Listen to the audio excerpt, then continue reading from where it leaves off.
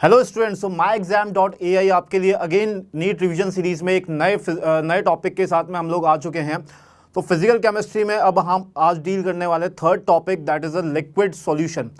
Liquid solution की अगर हम लोग बात करें नीट पॉइंट ऑफ व्यू पे, तो लिक्विड सॉल्यूशन का नीट में एक अच्छा खासा वेटेज है और इसके जितने भी सब टॉपिक्स हैं, अगर हम लोग बात करें बच्चों की जैसे क्वेरीज होती है कि कौन से इंपॉर्टेंट टॉपिक्स हम इसमें से कवर करें और कौन से हम लोग स्किप कर दें, बट लिक्विड सॉल्यूशन में मैं बता दूं जितने भी सब टॉपिक्स हैं वो सारे ही इंपॉर्टेंट है।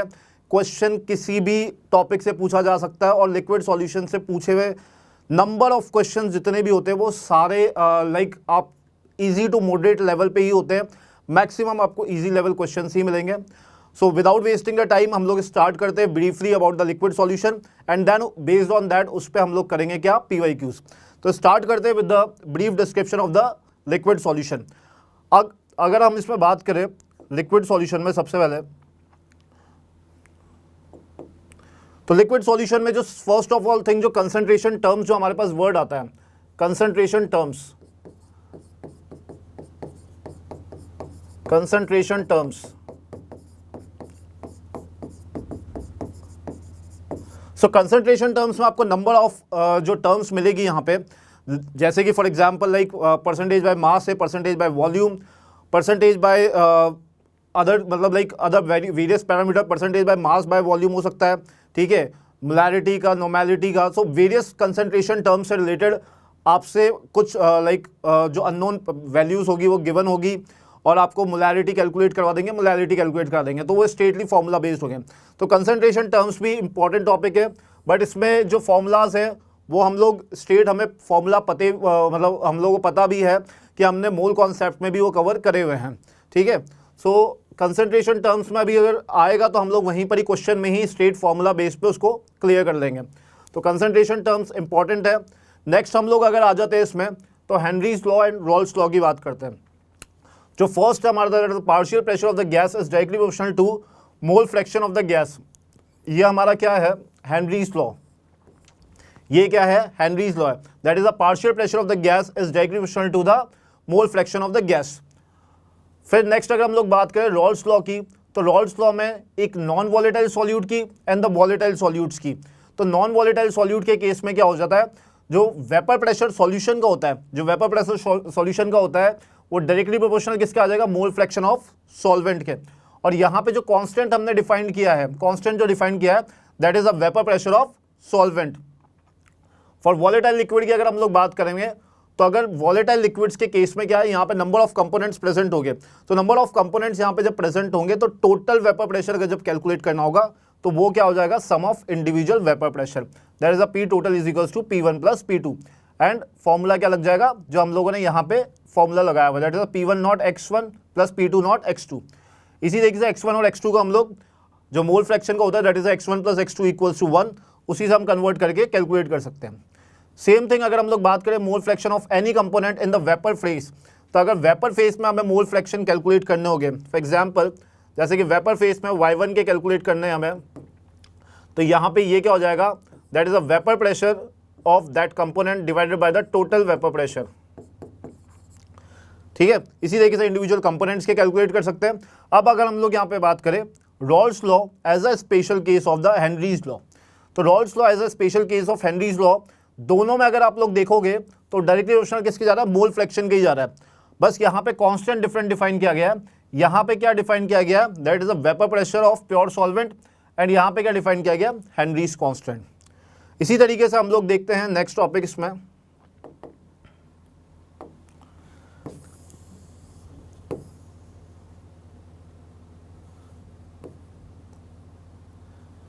नेक्स्ट इंपॉर्टेंट टॉपिक जो इसमें है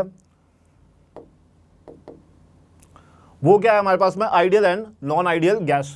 तो ideal and non ideal gas, ideal and non ideal solution की अगर हम लोग बात कर रहे हैं तो आइडियल सॉल्यूशन के केस में जो कंडीशन होती है, आइडियल सॉल्यूशन क्या कंडीशन फॉलो करता है कि जो volume change of the volume mixture का जो वॉल्यूम चेंज है वो किसके इक्वल आ रहा है, जीरो के इक्वल।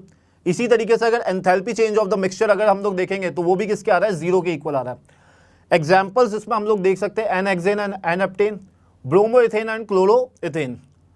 ये तो बात हो गई आइडियल सॉल्यूशन की। इसी का वाइस वर्सा केस किस में हो जाता है हमारा, नॉन आइडियल सॉल्यूशन के केस में, that is the change in volume of the mixture, ये क्या हो जाता है नॉन जीरो, एंड जो change in enthalpy of the mixture वो भी क्या हो जाता है नॉन जीरो हो जाता है।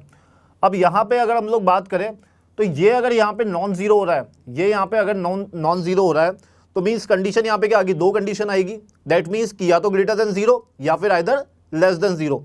तो ग्रेटर देन जीरो की कंडीशन में क्या हो जाएगा, that is a non ideal solution showing the positive deviation, non ideal solution showing positive deviation, that means कि यहाँ पे क्या होगी, कंडीशंस ग्रेटर देन जीरो होगी सारे पैरामीटर्स में।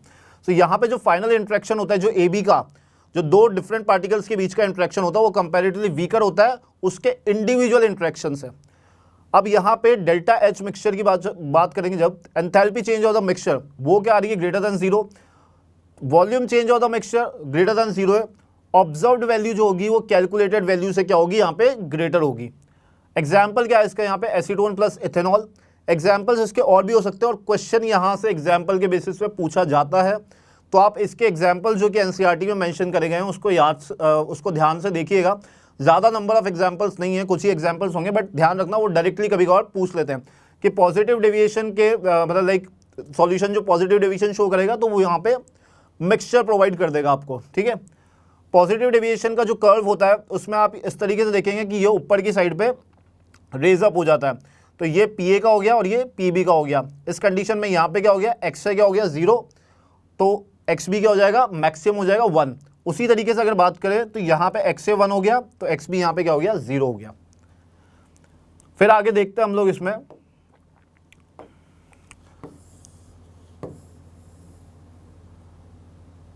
आगे जो नेक्स्ट है हमारे पास में that is non ideal solution, non ideal solution showing the negative deviation.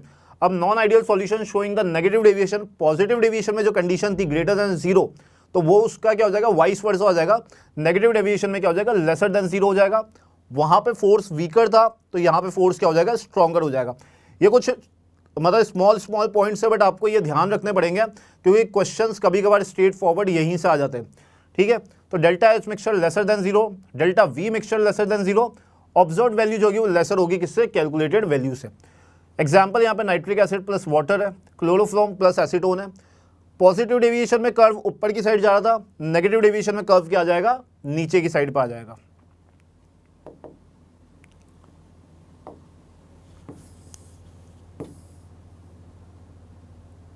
Then next important जो टॉपिक है हमारे पास यहाँ पे, ये भी बहुत इंपॉर्टेंट टॉपिक है। जो भी हमने अभी टॉपिक्स कवर करे हुए हैं डेफिनेटली आपको उन हर एक टॉपिक से क्वेश्चन मिलेगा ही मिलेगा और ये बहुत इन शॉर्ट टॉपिक्स है जो कि हम लोग लिक्विड सॉल्यूशन में बहुत ब्रीफली देख रहे हैं। अभी आपको क्वेश्चन से सबको आइडिया लग जाएगा कि ये मतलब इन्हीं सब टॉपिक से क्वेश्चंस आते हैं।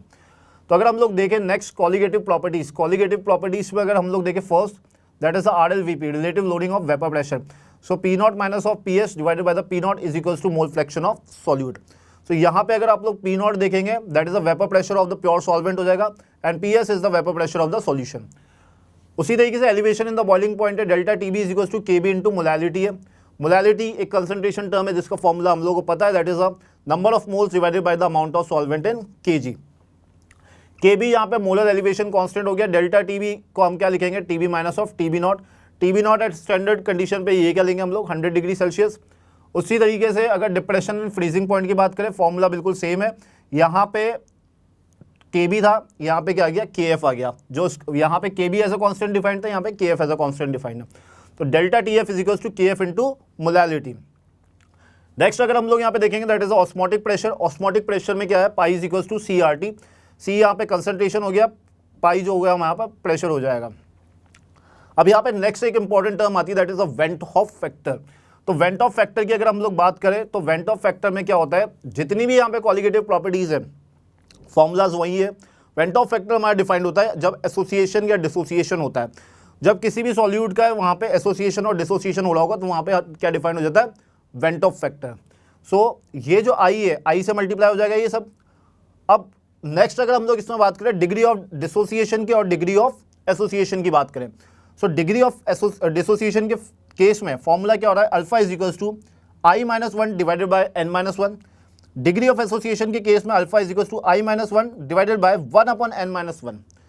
तो यहाँ पे अगर आप लोग देखोगे डिग्री ऑफ एसोसिएशन के केस में जो वेंटॉफ फैक्टर की वैल्यू होती है, आई की वैल्यू क्या होती है, लेसर देन 1 होती है, और डिग्री ऑफ डिसोसिएशन के केस में आई की वैल्यू जो होती है वो क्या होती है, ग्रेटर देन 1 होती है।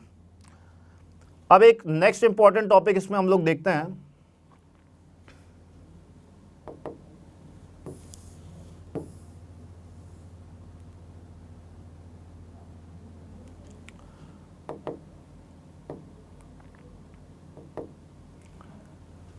नेक्स्ट इंपॉर्टेंट टॉपिक इसमें जो है वो है एजियोट्रॉप्स, एक इस चैप्टर का लास्ट टॉपिक, और ये भी बहुत इंपॉर्टेंट टॉपिक है, यहाँ से भी आपको क्वेश्चंस डेफिनेटली मिलेंगे। तो यहाँ पे एजियोट्रॉप्स की बात करें, जो mixture of components of solution जो कि बॉयल होता है at a constant temperature, that are called the azeotropes. अब एजियोट्रॉप्स में हम लोग देखते हैं minimum boiling azeotrope, minimum boiling azeotrope that means आप इस मिनिमम वर्ड को कंपेयर कर सकते हैं किससे, पॉजिटिव डेविएशन से, जस्ट अपोजिट जा रहा है, मिनिमम किसके अपोजिट जाएगा, पॉजिटिव के। तो मिनिमम बॉइलिंग पॉइंट एजियोट्रॉप जो है सॉल्यूशन जो कि शो करता है large positive deviation from the Raoult's law, that forms the minimum boiling azeotropes. और एग्जाम्पल क्या है, 95% of ethyl alcohol that is a C2H5OH and the 5% of water by the volume. उसी तरीके से जो मिनिमम बॉइलिंग एजियोट्रॉप की condition है उसके अपोजिट क्या हो जाती है, मैक्सिमम बॉइलिंग एजियोट्रॉप की कंडीशन हो जाएगी। तो मैक्सिमम बॉइलिंग एजियोट्रॉप की कंडीशन होती है विच shows the large negative deviation from the Raoult's law. So for example इसमें जो आएगा that is 68% of HNO3 and 32% of water by mass. So हमने यहाँ पे जितने भी पॉइंट्स थे इन शॉर्ट इन ब्रीफ हमने वो कवर कर लिए हैं, और अगर आप देखेंगे अभी PYQs जब हम लोग करेंगे आपको इन्हीं पॉइंट्स पे, इन्हीं जो भी हमने पॉइंट्स कवर किए इन सब पे ही आपको बेस सारे PYQs मिलेंगे। सो स्टार्ट करते हैं PYQs के साथ में। सो PYQ में हमारे पास में जो सबसे पहला क्वेश्चन जो यहाँ पे है, सबसे पहला क्वेश्चन हमें मेंशन किया गया है, which of the following statement about the composition of the vapour over an ideal 1:1 molar mixture of benzene and टॉलिन is correct. Assume that the temperature is constant at 25 degree Celsius. यहाँ पे हमें एक vapour pressure दे रखा है eight 25 degree Celsius, benzene का कितना है, that is 12.8 kilo pascal. उसी तरीके से टॉलिन का दे रखा है 3.85 किलो पास्कल। ये क्वेश्चन हमारा नीट फेज 1 2016 का है। अब इस क्वेश्चन में हमें यहाँ पे क्या करा है, वेपर प्रेशर दे रखा है, वेपर प्रेशर जो बेंजीन का है, vapour pressure of benzene is greater than the vapour pressure of toluene. Vapour pressure of benzene is greater than the vapour pressure of toluene दे रखा है यहाँ पे। अब यहाँ पे हम लोग देखेंगे वेपर प्रेशर की बात करते हैं, तो अगर यहाँ पे इसका डिफाइन करते हैं हम लोग, फॉर एग्जांपल बेंजीन का Y1 है, तो YA से डिफाइन किया तो ये क्या हो जाएगा, PA0XA divided by total pressure of P। उसी तरीके से अगर हम लोग बात करें टॉलिन के केस में, तो टॉलिन के केस में YB हो जाएगा, तो ये हो जाएगा PB0 of XB divided by the total pressure P। अब अगर आप यहाँ पे देखोगे तो यहाँ पे आपको 1:1 मोलर मिक्सचर दे रखा है, 1:1 मोलर मिक्सचर दिया हुआ है। तो 1:1 मोलर मिक्सचर देने का मतलब यहाँ पे है कि बेंजीन के जो मोल्स है और जो टॉलिन के हैं वो क्या है, सेम है। दैट मीन्स कि मोल फ्रैक्शन का तो यहाँ पे कोई रोल ही नहीं है, तो मोल फ्रैक्शन तो क्या हो गया, सेम हो गए। अब जब ये मोल फ्रैक्शन सेम हो गए तो डायरेक्टली जो वेपर प्रेशर जो है यहाँ पे बात करी गई है किसकी,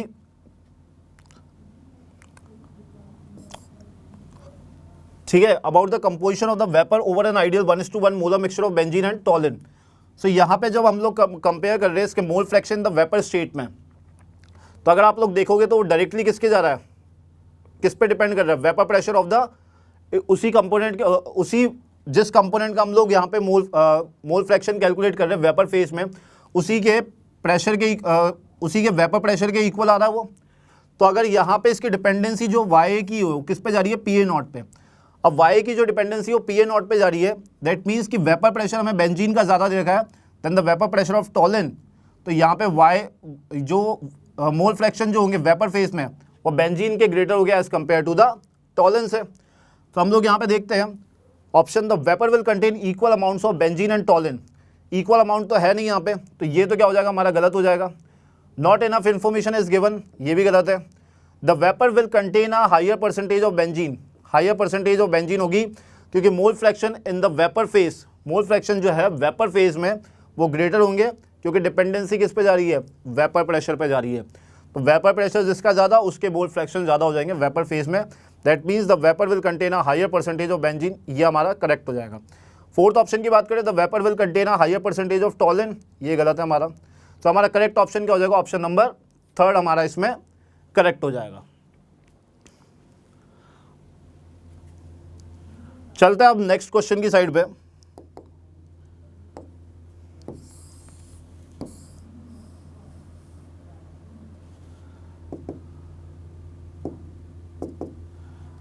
नेक्स्ट क्वेश्चन में हमसे बोला गया है at 100 degree Celsius the vapour pressure of a solution of 6.5 grams of a solute in 100 gram water is 732 mm। If Kb is equals to 0.52 the boiling point of this solution will be.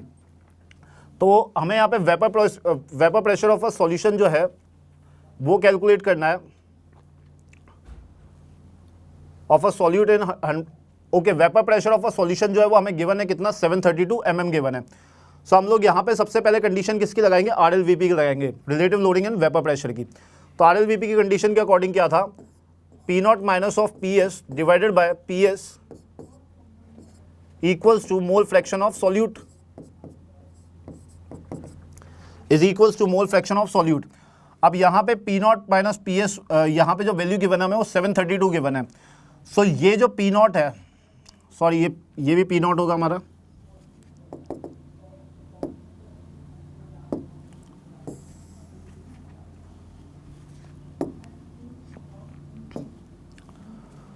So P0 की value की अगर हम लोग बात करें तो P0 की value यहाँ पे कितनी होगी, 760 mm of Hg। At standard condition पे जो प्रेशर होता है प्योर सॉल्वेंट का वो कितना हो जाएगा, 760 mm ऑफ Hg। और प्रेशर जो वेपर प्रेशर ऑफ सॉल्यूशन वो कितना गिवन है हमें, 732 mm गिवन है। तो यहाँ पे क्या हो जाएगा, 760 minus of 732 divided by 760 equals to mole fraction of solute. अगर देखेंगे तो mole fraction of solute is number of moles of solute that is n divided by n plus, अब यहाँ पे हमें सॉल्वेंट के मोल्स लिखने हैं। तो सॉल्वेंट यहाँ पे हमारा क्या है, वाटर है। तो वाटर के अगर हम लोग मोल्स यहाँ पे कैलकुलेट करेंगे, वाटर के अगर मोल्स कैलकुलेट करेंगे तो यहाँ पे मास कितना गिवन है, 100 grams divided by molar mass of the water that is 18। तो ये कितना आ जाएगा, 5.55। तो यहाँ पे number of moles of solvent लिख देंगे हम लोग 5.55। जब इस वैल्यू को कैलकुलेट करेंगे तो n यहाँ पे हमारे पास में आएगा 0.212। n की वैल्यू कितनी आ जाएगी, 0.212। अब अगर हम लोग यहाँ पे फॉर्मूला लगाएंगे फिर Kb की वैल्यू हमें गिवन है यहाँ पे, तो बॉइलिंग पॉइंट हमें इस सॉल्यूशन का निकालना है। तो delta TB is equals to Kb into molality, Kb into molality. अब Kb इंटू मोलैलिटी, तो Kb की वैल्यू कितनी गिवन है, 0.52। और मोलैलिटी अगर हम लोग यहाँ से कैलकुलेट करें तो मोलैलिटी कितना हो जाएगा, number of moles of solute divided by the amount of solvent in Kg। तो number of moles of solute कितना होगा, 0.212 divided by amount of solvent in Kg। तो यहाँ पे 100 ग्राम्स दे रखा है, तो ये कितना हो जाएगा, 0.1। तो मोलैलिटी यहाँ से कितनी आ जाएगी, 2.12। मोलैलिटी कितनी आ जाएगी, 2.12 आ जाएगी। उसी तरीके से अब यहाँ पे 2.12 आ गई, तो 0.52 को अगर मल्टीप्लाई करते हैं हम लोग 2.12 से, तो ये कितना आ जाएगा, 1.1 डिग्री सेल्सियस। तो डेल्टा TB इक्वल्स टू क्या होता है, that is TB minus of TB not, TB minus of TB not किसके इक्वल आएगा, 1.1 डिग्री सेल्सियस के। TB नॉट की वैल्यू हम लोग क्या रखेंगे, दैट इज 100 डिग्री सेल्सियस। तो TB की वैल्यू अगर फाइनली यहाँ से देखेंगे तो TB की वैल्यू क्या आ जाएगी, जब 100 उधर चला जाएगा तो ये कितना हो जाएगा, 101.1 डिग्री सेल्सियस।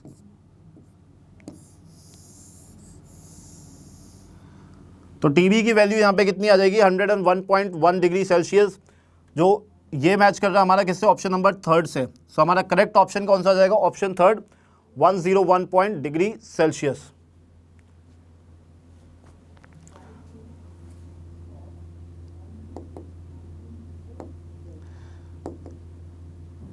नेक्स्ट क्वेश्चन देखते हैं।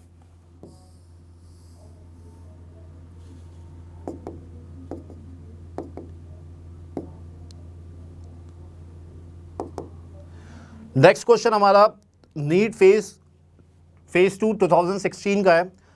अब इस क्वेश्चन में हमसे क्या बोला गया था, went of factor for a dilute aqueous solution of the strong electrolyte. Strong electrolyte यहाँ पे बोला गया है, दैट मीन्स कि बैरियम हाइड्रोक्साइड का, जो बैरियम हाइड्रोक्साइड है उसका 100% डिसोसिएशन हो रहा है यहाँ पे। तो बैरियम हाइड्रोक्साइड का जब डिसोसिएशन होगा, दैट इज अ BOH का होल ट्वाइस, BOH का होल ट्वाइस, जब इसका डिसोसिएशन होगा तो ये किसमें ब्रेक होगा, barium 2 plus 2 OH minus ion में, barium 2 plus 2 OH minus ion में। अब यहाँ पे अगर हम लोग आयंस देखेंगे तो टोटल आयंस कितने हो गए, 1 तो ये हो गया और 2 ये हो गए। तो टोटल आयंस कितने आ रहे हैं यहाँ पे, टोटल आयंस जो आ रहे हैं हमारे यहाँ पे, टोटल आयंस कितने आ रहे हैं, 3 आ रहे हैं। अब टोटल आयंस 3 आ रहे हैं, दैट मीन्स कि वेंट ऑफ फैक्टर आई की वैल्यू कितनी हो जाएगी यहाँ पे, 3। सो अगर हम लोग देखेंगे इस क्वेश्चन में तो ऑप्शन कौन सा देगा, 3, that is a fourth option. So हमारा करेक्ट ऑप्शन कौन सा हो जाएगा, ऑप्शन फोर्थ करेक्ट हो जाएगा इसमें।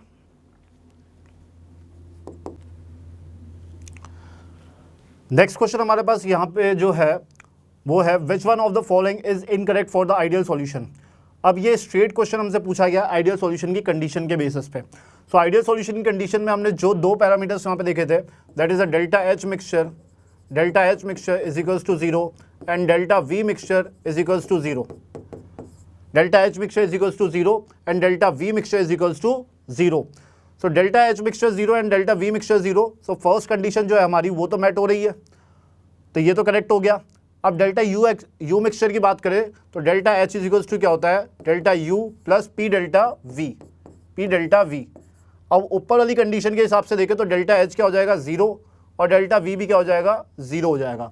दैट मीन्स कि डेल्टा U मिक्सचर जो होगा, डेल्टा U मिक्सचर वो भी क्या हो जाएगा, 0 हो जाएगा। डेल्टा U मिक्सचर की वैल्यू भी क्या हो जाएगी, 0 हो जाएगी। अब यहाँ पे अगर हम लोग देखें आइडियल सॉल्यूशन के केस में जो फोर्स ऑफ इंटरेक्शन होता है वो सेम होता है।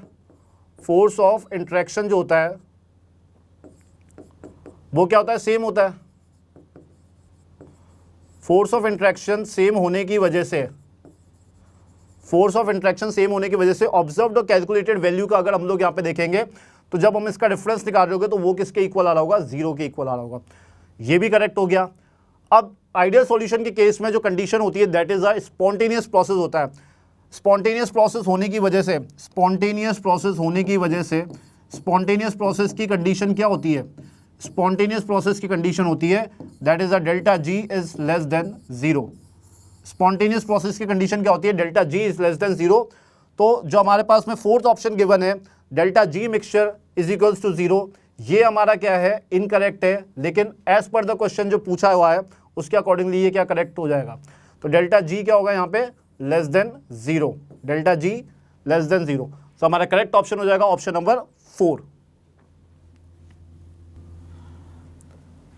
नेक्स्ट क्वेश्चन है, if molality of the dilute solution is doubled. अगर मोलैलिटी डाइल्यूट सॉल्यूशन की डबल कर दी जाती है तो value of molar depression constant Kf will be. So formula क्या होता है, delta TF is equals to Kf into molality. Delta TF is equals to Kf into molality होता है। अब यहाँ पे कहा जा रहा है कि मोलैलिटी जो है, मोलैलिटी को जब डबल कर दिया जाता है, मोलैलिटी को जब डबल कर दिया जाता है तो Kf पे क्या इंपैक्ट पड़ेगा। Kf एक कांस्टेंट वैल्यू है। Kf क्या होती है, एक कांस्टेंट वैल्यू है। Kf जो है एक कांस्टेंट वैल्यू है for a particular solvent and it is like a constant value for an individual solvent के लिए एक फिक्स्ड वैल्यू है। तो यहाँ पे अगर मोलैलिटी को आप डबल भी करते हो तो उससे कोई इंपैक्ट नहीं पड़ेगा मोलर डिप्रेशन कांस्टेंट पे। मोलर डिप्रेशन कांस्टेंट पे कोई इंपैक्ट नहीं पड़ेगा, that means it's remains unchanged. So हमारा करेक्ट ऑप्शन क्या हो जाएगा, option number 3, it remains unchanged.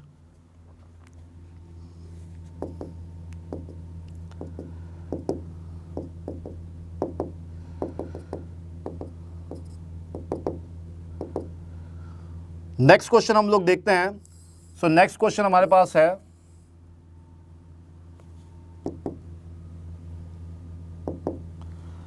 Which of the following is dependent on temperature, तो कौन सी ऐसी कॉन्सेंट्रेशन टर्म है जो कि टेम्परेचर डिपेंडेंट होगी। अब यहाँ पे मैंने कहा था आपको कॉन्सेंट्रेशन टर्म्स में हम लोग जब क्वेश्चन आएगा तब हम लोग एक जस्ट ब्रीफली देख लेंगे कि किस तरीके के क्वेश्चन आते हैं। तो मोलैरिटी की अगर हम लोग बात करें तो मोलैरिटी यहाँ पे क्या है, number of moles divided by the volume of solution litres. Mole fraction यहाँ पे क्या हो जाता है, individual moles. Suppose for example मैं यहाँ पे ए के फॉर एग्जांपल सॉल्यूट ए के हम लोग मोल्स कैलकुलेट कर रहे हैं, तो यहाँ पे मोल फ्रैक्शन कैलकुलेट कर रहे हैं तो क्या हो जाएगा Na/Na प्लस NB। उसी तरीके से अगर हम लोग यहाँ पे बात करें वेट परसेंटेज की बात करते हैं तो वेट परसेंटेज क्या हो जाता है, percentage by mass of the solute divided by the percentage by mass of the solvent into 100 हो जाएगा। उसी तरीके से अगर मोलैलिटी की बात करेंगे यहाँ पे तो मोलैलिटी क्या हो जाता है, number of moles of solute divided by the amount of solvent in KG, amount of solvent in KG.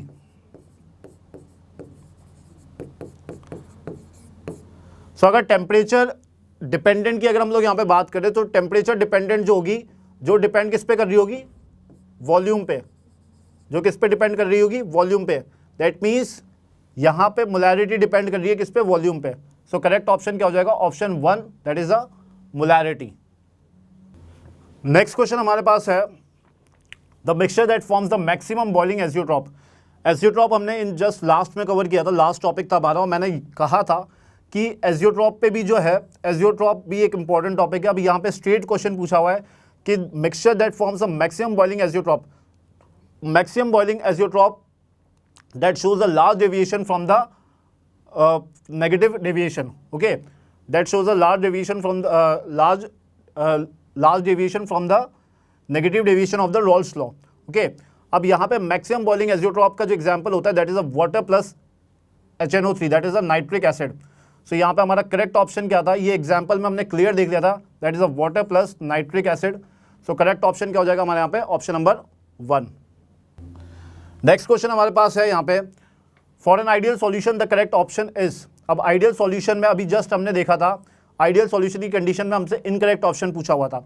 अब यहाँ पे पूछा है आइडियल सॉल्यूशन की केस में करेक्ट ऑप्शन यहाँ पे क्या है। So delta H mixture is equals to 0, ये तो हमने वहीं पर ही देख लिया था। सो हमारा करेक्ट ऑप्शन तो हमें क्लियर यहीं पे मिल गया कि delta H mixture is equals to 0 at constant temperature and pressure पे। अब delta G mixture is equals to 0 at constant temperature and pressure पे, यहाँ पे कंडीशन क्या थी, स्पॉन्टेनियस प्रोसेस होने की वजह से डेल्टा G मिक्सचर की वैल्यू क्या होगी, लेसर देन द 0 होगी। डेल्टा V मिक्सचर क्या था, 0 था। डेल्टा S मिक्सचर की अगर हम लोग बात करें स्पॉन्टेनियस प्रोसेस के अकॉर्डिंग, डेल्टा G से अगर कंपेयर करें तो वो भी 0 नहीं होगा। दैट मीन्स हमारा करेक्ट ऑप्शन क्या हो जाएगा यहाँ पे, delta H mixture is equals to 0 at constant temperature and pressure पे। The mixture which shows the positive deviation from the Raoult's law. अब पॉजिटिव डेविएशन जो है रॉल्स लॉ से जो शो कर रहा था यहाँ पे, the mixture which shows the positive deviation, तो पॉजिटिव डेविएशन और नेगेटिव डेविएशन हमने वहाँ पे देखा था। पॉजिटिव डेविएशन में यहाँ पे अगर उसमें अगर हम लोग एग्जाम्पल देखें तो ये एग्जाम्पल क्लियर मेंशन था इथेनॉल प्लस एसीटोन का। सो करेक्ट ऑप्शन हमारा इसमें क्या हो जाएगा, option number 4, ethanol plus acetone. Positive deviation और नेगेटिव डेविएशन के क्वेश्चन अगर आ रहे हैं, या मैक्सिमम बॉइलिंग एजियोट्रॉप या मिनिमम बॉइलिंग एजियोट्रॉप के क्वेश्चन आ रहे हैं, कुछ फ्यू एग्जाम्पल्स है जो आपको ध्यान रखने पड़ेंगे, वही एग्जाम्पल से आपसे स्ट्रेट क्वेश्चन पूछ लिया जाएगा। अभी यहाँ पे विदाउट वेस्टिंग टाइम हम लोगों ने क्लियर ऑप्शन टिक मार दिया, that is ethanol plus acetone. The freezing point depression constant of the benzene is 5.12 kelvin KG mole inverse. The freezing point depression for the solution of molality हमें given है containing a non electrolyte solute in the benzene is. अब अगर हम लोग यहाँ पे देखें the KF की वैल्यू हमें यहाँ पे गिवन है, तो delta TF is equals to क्या होता है, delta TF is equals to होता है I into KF into molality. अब यहाँ पे अगर बेंजीन गिवन है तो बेंजीन का डिसोसिएशन तो होगा नहीं, तो यहाँ पे I की वैल्यू क्या हो जाएगी, 1। I कितना हो जाएगा, 1। दैट मीन्स कि delta TF is equals to I value 1 हो गई, KF की वैल्यू कितनी गिवन है, 5.12, और मोलैलिटी कितनी गिवन है, 0.078। और हमसे यहाँ पे पूछा गया है the freezing point depression of the solution. Freezing point depression of the solution हमें यहाँ पे कैलकुलेट करना है, that is the delta TF की वैल्यू कैलकुलेट करनी है। सो डेल्टा TF यहाँ पे कितना आएगा कैलकुलेट करने पे, 0.40 केल्विन के इक्वल, 0.40 केल्विन के इक्वल आएगा। सो करेक्ट ऑप्शन क्या हो जाएगा, option number 2, that is a 0.40 kelvin. Next question is the correct option for the value of vapor pressure of a solution at 45 degrees Celsius with benzene to the octane in molar ratio 3:2 is। यहाँ पे vapour pressure benzene का कितना given है 280 mm of Hg and that of octane is 420 mm of Hg। Assume ideal gas. अब यहाँ पे अगर हम लोग टोटल प्रेशर की बात करेंगे तो total pressure PT is equals to कितना हो जाएगा, the pressure of benzene plus pressure of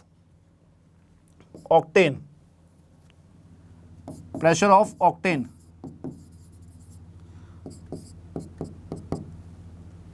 सो यहां पे ये हो जाएगा PA not XA plus PB not XB। So pressure कितना गिवन है यहाँ पे 280 mm ऑफ Hg गिवन है, तो फर्स्ट कंडीशन में कितना हो जाएगा 280 इंटू मोल फ्रैक्शन अगर हम लोग यहाँ पे कैलकुलेट करेंगे बेंजीन के, तो यहाँ पे जो मोलर रेशियो के अकॉर्डिंग ये क्या हो जाएगा 3 divided by the 5, 3 divided by 5, 3 plus इसके रेशियो में ये दोनों का मिला के कितना हो जाएगा 5 प्लस। इसी तरीके से अगर हम लोग ऑक्टेन के केस में देखें तो ये 420 mm Hg है, तो ये कितना हो जाएगा 420 इंटू ये कितना हो जाएगा 2/5। अब जब इसमें हम लोग टोटल प्रेशर को कैलकुलेट करेंगे तो ये हमारे पास में आएगा 336 mm of Hg, 336 mm of Hg। So total pressure की वैल्यू कितनी आ जाएगी यहाँ पे 336 mm ऑफ Hg। तो यहाँ पे ऑप्शन देखेंगे हम लोग, ऑप्शन नंबर सेकंड हमारे पास में, that is a 336 mm of Hg। सो हमारा करेक्ट ऑप्शन कौन सा हो जाएगा, ऑप्शन सेकंड हमारा इसमें करेक्ट हो जाएगा। सो नेक्स्ट क्वेश्चन है the following solutions were prepared by dissolving the 10 gram of glucose in the 250 ml of the water. Pressure कितना गिवन है, vapour pressure P1, 10 gram of urea in 250 ml, vapour pressure कितना given है P2। इसी तरीके से sucrose के लिए given है P3। तो आप यहाँ पे देखोगे तो वॉल्यूम जो है वो सेम है, सेम वॉल्यूम के अंदर है। अब the right option for the decreasing order of the osmotic pressure of the solutions is. अब इसमें अगर हम लोग देखेंगे ऑस्मोटिक प्रेशर की बात आई है तो पाई इज इक्वल्स टू क्या होता है CRT, और C क्या लिखते हैं number of moles divided by the volume of solution in litre. Number of moles क्या हो जाता है हमारा यहाँ पे mass divided by the molecular mass divided by the molecular mass होता है। अब यहाँ पे जब मॉलिक्यूलर मास की वैल्यू लेसर होगी, सो कंसंट्रेशन की वैल्यू हायर हो जाएगी। कंसंट्रेशन की वैल्यू हायर होगी, दैट मीन्स कि वेपर प्रेशर की जो वैल्यू होगी वो भी क्या हो जाएगी, हायर हो जाएगी। तो यहाँ पे अगर मॉलिक्यूलर मास हमें लेसर देखना होगा तभी हम लोग क्या हो जाएंगे कि उसमें जज कर पाएंगे कि उसका जो ऑस्मोटिक प्रेशर है किसका हाई आ रहा है। सो इस केस में अगर हम लोग देखेंगे तो ये जो होता है that is a sucrose, glucose and urea. Molecular mass का रेशियो अगर हम लोग मॉलिक्यूलर मास का अगर रिलेशन देखेंगे तो सुक्रोज का ग्रेटर होता है देन ग्लूकोज देन फिर यूरिया। तो ये यहाँ पे ग्रेटर हो गया। अब हमें यहाँ पे जो अरेंज करना है the right option for the decreasing order of osmotic pressure में। सो ऑस्मोटिक प्रेशर यहाँ पे किसका ज़्यादा हो जाएगा, जस्ट उसका रिवर्स हो जाएगा। तो यूरिया कहाँ पे आ रहा है इसमें, यूरिया का जो प्रेशर है यूरिया हमारा किस में आ रहा है, दैट इज अ P2 में आ रहा है। सो P2 ग्रेटर होगा। देन उसके बाद में ग्लूकोज का हमारे यहाँ पे आ रहा है P1, फिर देन लास्ट हमारे पास में आ जाएगा क्या, यूरिया। सो यूरिया का यहाँ पे आ रहा है, यूरिया अगर हम लोग इसमें देखेंगे तो यूरिया के लिए मेंशन किया हुआ है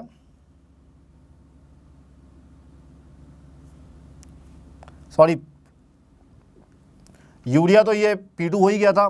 इसका रिवर्स ऑर्डर होएगा, ठीक है। सुक्रोज का मॉलिक्यूलर मास ग्रेटर, ग्लूकोज फिर देन यूरिया।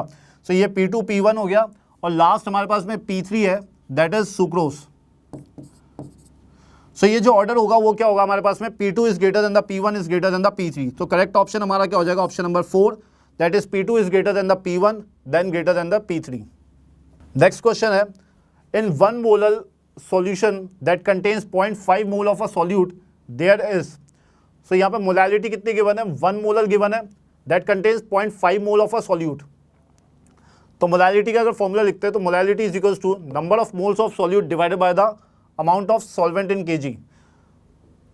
सो मोल्स कितने गिवन है, 0.5 moles of solute moles of solute divided by amount of solvent in kg, amount of solvent in kg. So number of moles of solute कितने 0.5 moles given है, molality कितनी given है 1 है. सो ये 1.5 divided by amount of solvent calculate करना है KG में, ये मल्टीप्लाई हो जाएगा 1000 से. सो डब्ल्यू अगर हम लोग यहाँ पे देखेंगे सो ये कितना आ जाएगा 500 grams of solvent, 500 grams of solvent.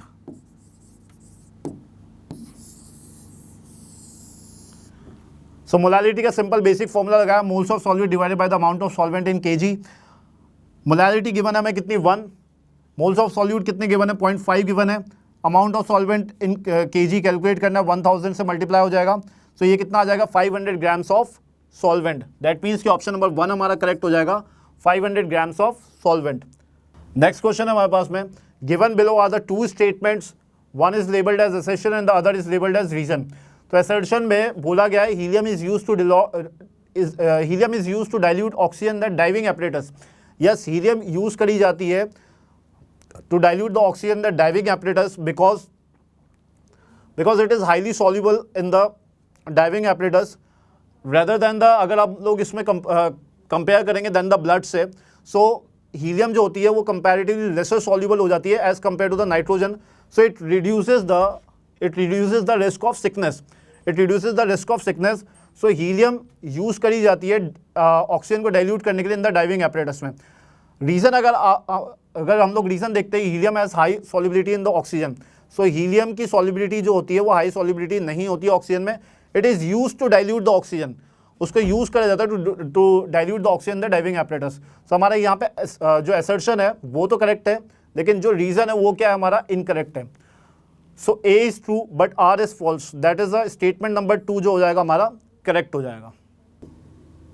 Next question है हमारे पास में, the Henry's law constant that is a KH, value of the three gases in waters are given 145, 2 × 10⁻⁵ and 35 kilobar respectively. The solubility of the gases in water follows the order. अब KH और solubility का अगर हम लोग relation देखेंगे, KH is inversely proportional किसके होती है, सॉल्युबिलिटी के. KH is inversely proportional to solubility. So यहाँ पे KH की वैल्यू गिवन है, तो जिसकी भी KH की वैल्यू होगी ज़्यादा होगी उसकी सॉल्युबिलिटी क्या होगी, कंपैरेटिवली लेसर होगी. सो KH की वैल्यू अगर हम लोग यहाँ पे सबसे हायर KH की वैल्यू देखें तो 145 हमें गिवन है, तो इसकी सॉल्युबिलिटी क्या हो जाएगी, सबसे कम हो जाएगी. दैट इज ए की सॉल्युबिलिटी क्या हो जाएगी, सबसे कम हो जाएगी. उसके बाद देखिए 35 है, तो 35 किलो बार की, सो 35 किलो बार आ जाएगा. तो सबसे लास्ट में ए आ रहा होगा, फिर then C and then the B. So इसका ऑर्डर जो बन जाएगा that is a B greater than C greater than the A. So KH value किसकी हायर थी, ए की हायर थी, फिर देन सी, उससे लेसर सी की, और सबसे लेसर किसकी थी, बी की. तो सॉल्युबिलिटी किसकी हायर हो जाएगी, बी सी ए. सो करेक्ट ऑप्शन क्या हो जाएगा हमारा, ऑप्शन नंबर 3. नेक्स्ट क्वेश्चन हमारे पास है, the plot of osmotic pressure versus the concentration for a solution gives a straight line with a slope 25.73 litre bar mole inverse. So यहाँ पे formula क्या होता है ऑस्मोटिक प्रेशर का, pi is equals to C R T. जो slope की value given है हमें, आर टी की जो वैल्यू गिवन है वो कितनी है 25.73. आर की वैल्यू हमें यहाँ पे कितनी प्रोवाइडेड है 0.083 इंटू टी 25.73. सो यहाँ से अगर हम लोग टेम्परेचर कैलकुलेट करेंगे, सो यहाँ पे टेम्परेचर की वैल्यू अप्रॉक्सीमेटली अगर इसको कैलकुलेट करते हैं तो अप्रॉक्सीमेटली ये आएगी 310. ये जो वैल्यू आई है ये क्या आ रही है, केल्विन में आ रही है. अब अगर हम लोग इसको कैलकुलेट करते हैं तो यहाँ पे केल्विन में है नहीं, तो इसको अगर हम लोग कैलकुलेट करेंगे तो टेम्परेचर कितना हो जाएगा 310 माइनस ऑफ 273 डिग्री सेल्सियस में कैलकुलेट करने के लिए, तो ये कितना आएगा 37 डिग्री सेल्सियस. ये किसके इक्वल आ जाएगा, 37 डिग्री सेल्सियस के इक्वल आएगा. सो इसमें करेक्ट ऑप्शन क्या हो जाएगा हमारा, option number 2 that is a 37 degree Celsius. Next question है, the mass of glucose C6H12O6 required to be dissolved to prepare the 1 liter of its solution which is isotone with the 15 ग्राम पर litre solution of urea. Given molar mass हमें यहाँ पे given है। सो अगर हम लोग इसको कैलकुलेट करेंगे तो आइसोटोनिक कंडीशन यहाँ पे गिवन है, आइसोटोनिक कंडीशन गिवन है। आइसोटोनिक कंडीशन के केस में क्या होता है, पाई 1 इक्वल्स टू पाई 2 हो जाता है, पाई 1 इक्वल्स टू पाई 2। अब पाई का जो formula that is osmotic pressure का फॉर्मूला क्या होता है, CRT। तो यहाँ पे R की वैल्यू कांस्टेंट हो जाएगी और टेम्परेचर जो है, टेम्परेचर भी यहाँ पे क्या है, कांस्टेंट है। तो मतलब क्या हो जाएगा, C1 इक्वल्स टू C2 हो जाएगा, C1 इक्वल्स टू C2 हो जाएगा।